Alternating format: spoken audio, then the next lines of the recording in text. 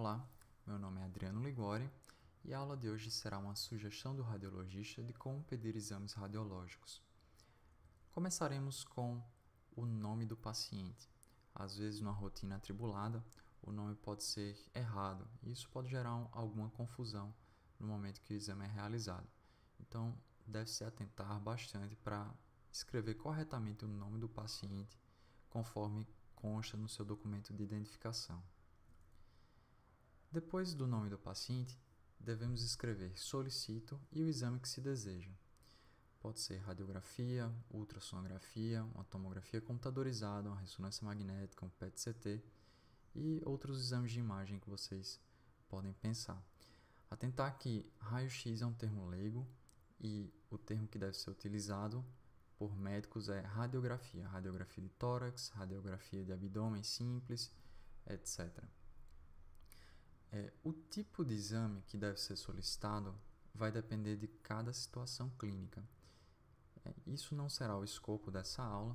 Para isso existem os critérios da ACR, que são esses aqui, o Appropriateness Criteria do ACR, que é o Colégio Americano de Radiologia.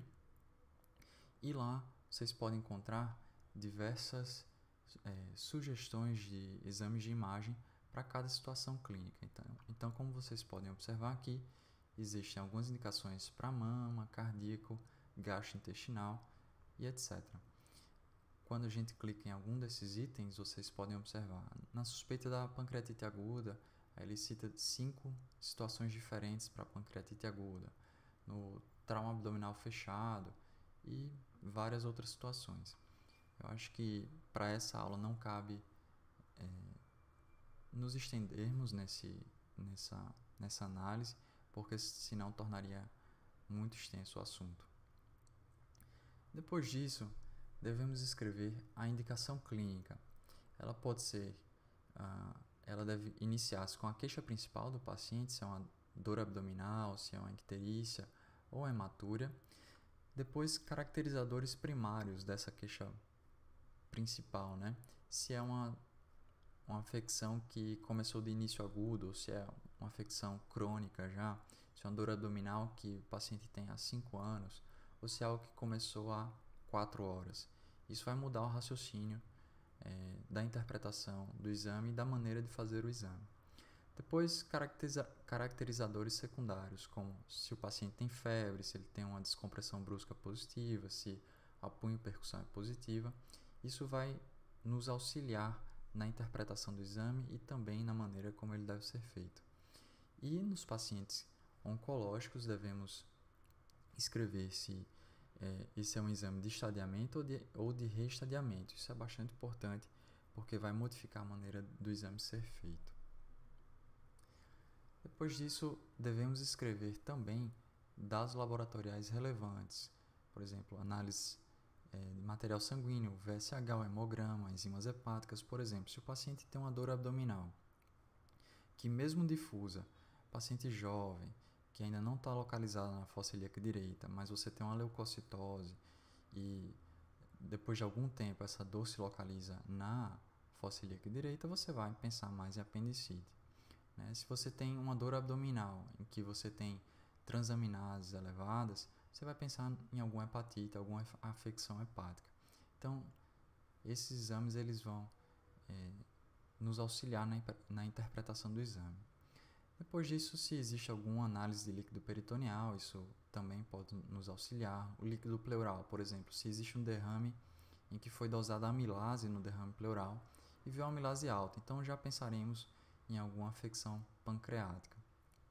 E no caso de pacientes oncológicos que possuem marcadores tumorais relevantes, como o CEA, CA19-9, o CA125, o PSA, etc., sempre deve constar os últimos valores desses pacientes, que também vão auxiliar para saber se existe uma suspeita de recidiva ou não. Por exemplo, um paciente que tinha um tumor coloretal, que tinha um CEA inicialmente elevado, foi operado, o CEA normalizou, mas você teve uma recidiva bioquímica, o CEA começou a elevar novamente. Então, esse dado também vai auxiliar o radiologista. Depois disso, caso existam dados radiológicos relevantes, eles também devem constar. Por exemplo, Se está sendo solicitada uma tomografia computadorizada do sistema urinário por causa de uma hidronefrose que foi evidenciada numa ultrassonografia, isso é um dado relevante. Por exemplo, se está sendo solicitada uma ressonância magnética abdominal para avaliar o fígado, pois na tomografia computadorizada foi visto um nódulo hepático hipervascular. Isso também vai auxiliar.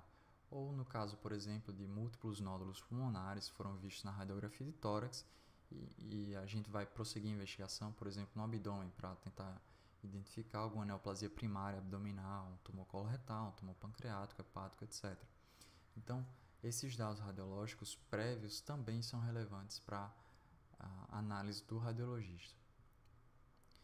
Se o paciente dispõe de resultado de anátomo patológico, por exemplo, fez uma cirurgia ovariana que veio um cistoadenocarcinoma mucinoso de ovário, isso é um dado relevante. Se o paciente já tem um diagnóstico de um carcinoma hepatocelular, se o paciente tem, por exemplo, um diagnóstico de carcinoma de células renais do subtipo de células claras, é interessante também que conste os scores, o Fuhrman, no caso do adenocarcinoma de próstata, o Gleason, são dados relevantes para a gente saber que tipo de neoplasia estamos lidando e para saber a agressividade dessa neoplasia.